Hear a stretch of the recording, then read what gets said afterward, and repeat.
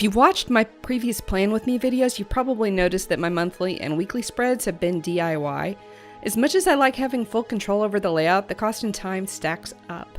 Printing, trimming, and punching a month's worth of planner spreads can take half an hour just to prep the framework. So I splurged a little bit and bought the Carpe Diem beautiful monthly tabs and the weekly pages. A half hour saved on printing is a half hour I can spend crafting or editing video or something. I have not, however, abandoned my mixed media tendencies or my love of planner stamps. So I broke out the 3 layering stencils, some distress inks, and some enamel drops for my January planner spread. Obviously, I've sped this video up quite a bit. For the stenciling, I sped it up to 4 times just because even at double speed, it was starting to get a little meh. When you're stenciling, you generally want to start with the lightest color first, and I underestimated how dark weathered wood is. Over a larger area, you want to start with that lighter color first, and then work your way up to darker inks and a smaller area. By stenciling over both pages, it helps unify both sides of the layout.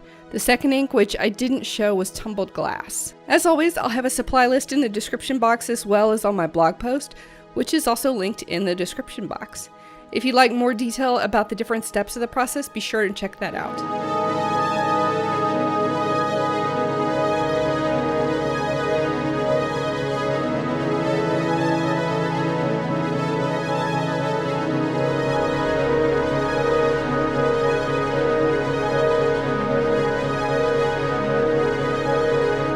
And that's just gorgeous. I love how that came out.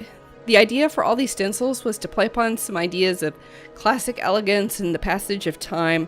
Time is a good theme for a planner spread any month or week, but we tend to really think about it when we start a new year.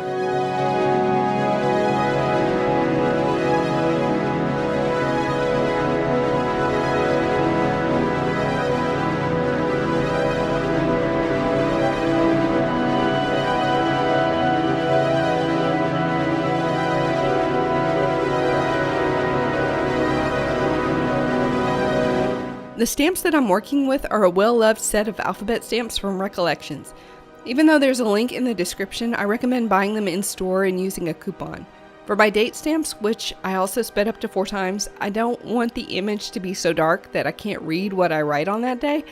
So in order to kind of tame the intensity, I'm doing some second generation stamping.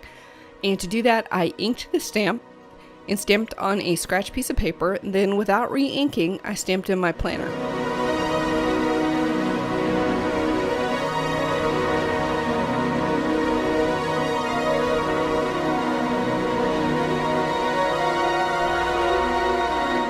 Do this enough times and you get really good at counting off dates in your head. I have no idea where else that might be useful, but there it is. Pro tip, when numbering with most number sets, if you don't want to wash all 10 digits, you can just flip the 6 over and save the wear and tear on your number 9. No one will know. Oh, I forgot to show you the ink. That's Ranger Archival Coffee.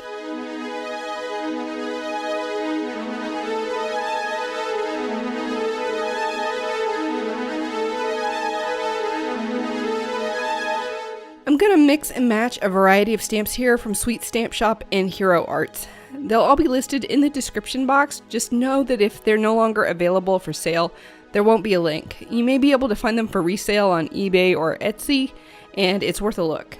The blues are also Ranger Archival inks. The darker one is Cobalt and the lighter one is Cornflower Blue.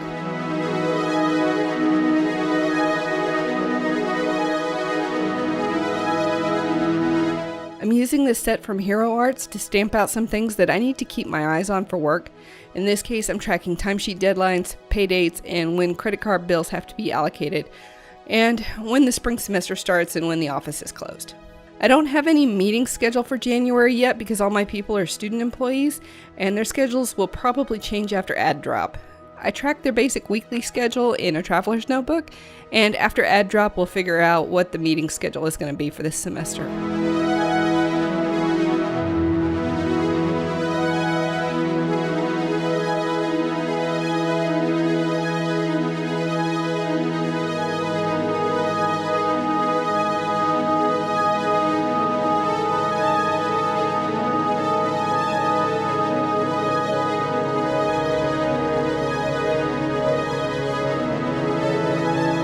In the meantime, the start of the semester is a really big thing to keep an eye on. I'm going to mark it by stamping the word semester over the entire square for that day. To keep it contained, I masked off 3 of the surrounding squares.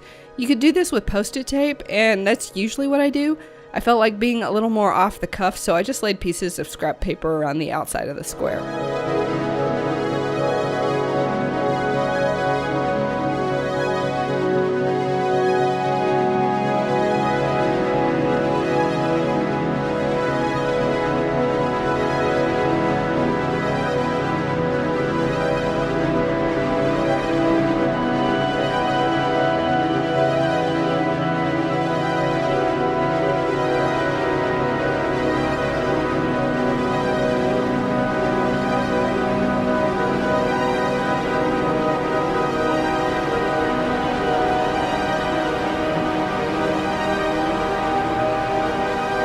Now this is something I haven't put in my planner before.